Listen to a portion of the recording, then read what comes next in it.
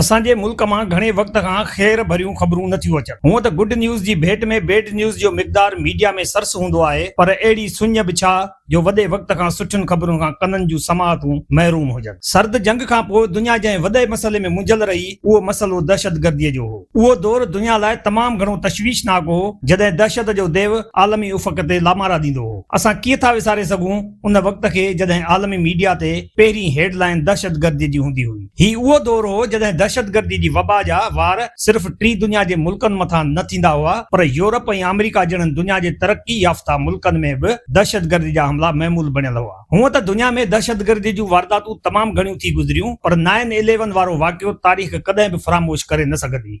ही उहो वाक़ियो हो जंहिंखे बुनियाद बणाए अमेरिका एशिया खां वठी अफ्रीका ताईं हमलनि जा नवां सिलसिला शुरू कया। अफ़गानिस्तान मथां अमेरिका जो 20 साला सिफ़ाक राज बि उन वाक़िए जी पैदावार करार ॾिनो वेंदो आहे, पर चवंदा आहिनि त वक़्त ऐं वेर सदाईं साॻिया न रहंदा आहिनि। उहा हक़ीक़त बि आहे त जेकी मुल्क कॾहिं बदअमनी जी बाहि जूं भठियूं थी ॿरंदा हुआ, अॼु उते अमन जूं थधियूं हवाऊं थियूं हलनि। उन्हनि मुल्कनि में सिर्फ़ अमेरिका ऐं इंग्लैंड शामिल न आहिनि, पर दुनिया जो सभ खां वधीक बदअमनी जी अलामत बणियल मुल्क अफ़गानिस्तान जो अवाम बि सालनि खां वठी सुकून जी निंड सुम्हे थो। जेकॾहिं पूरी दुनिया में दहशतगर्दी जो शिकार कोई मुल्क आहे त उहो असांजो मुल्क पाकिस्तान आहे। पाकिस्तान में हर ॾींहुं बदअमनी जी का न का अहिड़ी वारदात थिए थी जंहिं सबबु मुल्क जो नालो आलमी मीडिया ते गैर महफ़ूज़ हवाले सां गूंजे थो। बलोचिस्तान में ॿरंदड़ बाहि विसामण जो नालो नथी वठे ऐं मुल्क जी अफ़गान सरहद मुसलसल दहशत जे दरवाज़े वांगुरु खुलियल आहे। अञा पाकिस्तान जा उहे पासा अमन ऐं सुकून जी तलाश में हुआ त कश्मीर में एहतिजाज जी बाहि भड़की पई आहे। हूअं त कश्मीर में अवामी एहतिजाज नवां न आहिनि, पर हिन भेरे वारो एहतिजाज जी शिदत अॻु कॾहिं नज़र न आई आहे। हिन भेरे कश्मीर जे जानी नुक़सान जो मिक़दार बि तमामु घणो आहे, जॾहिं त उहो एहतिजाज अञा ख़तमु न थियो आहे। कश्मीर में हलंदड़ एहतिजाज जे हवाले सां अहम टकराउ हुकूमत ऐं उन अवामी एक्शन कमेटी जो आहे जंहिं मथां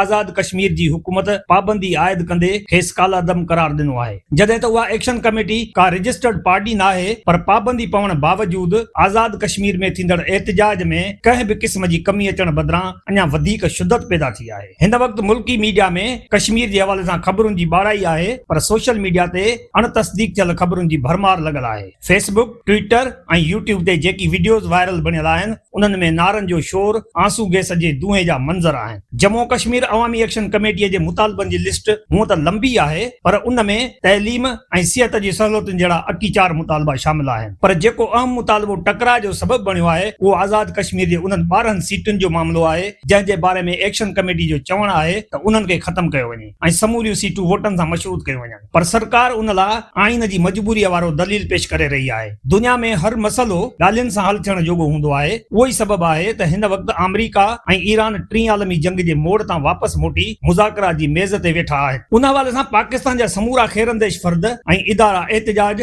हड़ताल ऐं लॉन्ग मार्च खे ॻाल्हियुनि ज़रिए निबेरण जो नुस्ख़ो तजवीज़ करे रहिया आहिनि, पर असांजा हुक्मरान एहतिजाजनि खे अना जो मामिलो सम्झी ताक़त सां ख़तमु करण वारी पॉलिसी ते हलनि था। उहो ई सबबु आहे त हिन महिल आज़ाद कश्मीर जूं ख़ूबसूरत वादियूं बदसूरत टकराइण जा मंज़र पेश करे रहियूं आहिनि। कश्मीर सां वास्तो रखंदड़ उहे माण्हू जेके गैर मुल्की शहरी आहिनि, उन्हनि लंडन में एहतिजाज शुरू कया आहिनि ऐं आम तौर ते दलील उहो पेश थी रहियो आहे त जेकी एहतिजाज अॻु में भारत ख़िलाफ़ थींदा हुआ, हाणे उहे पाकिस्तान ख़िलाफ़ थी रहिया आहिनि। पाकिस्तान में सियासी पार्टियुनि जो किरदार महदूद कयो वियो आहे। अॻु में अहिड़नि मामलनि ते ऑल पार्टीज़ कॉन्फ्रेंस जहिड़ा मेड़ाका मुनक़द कया वेंदा हुआ, जॾहिं त हाणे सरकार वटि हर शइ जो हल सख़्ती आहे। जॾहिं हिन महिल ताईं इन सख़्तीअ मां को सुठो नतीजो निकिरंदे नज़र न आयो आहे, जेको अंदाज़ कंहिं बि जाइ ते कारगर न थियो आहे, उनखे कश्मीर में आज़माइण किथां जी दानाई आहे। पर सरकार उन सिलसिले में हिन महिल ताईं पंहिंजे उन अना वारे घोड़े ते सुवार आहे जंहिंजा सुंभ अमन जे सीने खे ज़ख़्मी करे रहिया आहिनि। मुल्क जी मीडिया मजबूरीअ जी अलामत बणियल आहे ऐं सियासी पार्टियुनि जो उन तरफ़ रवैयो अफ़सोसनाक हद ताईं बेपरवाहीअ वारो आहे। जॾहिं त हीअ सादी हक़ीक़त सभिनी खे मालूम आहे त कश्मीर पूरी दुनिया में हसास माग जे हवाले सां सुञातो वञे थो। कश्मीर में इंसानी हक़नि जी लताड़ आलमी इशू आहे। असांजी हुकूमतुनि सदाईं कश्मीर में इंसानी हक़नि जी लताड़ मथां तनक़ीद कई आहे ऐं अॼु हालतूं हुकूमत लाइ सरापा सवाल बणिजी वयूं आहिनि।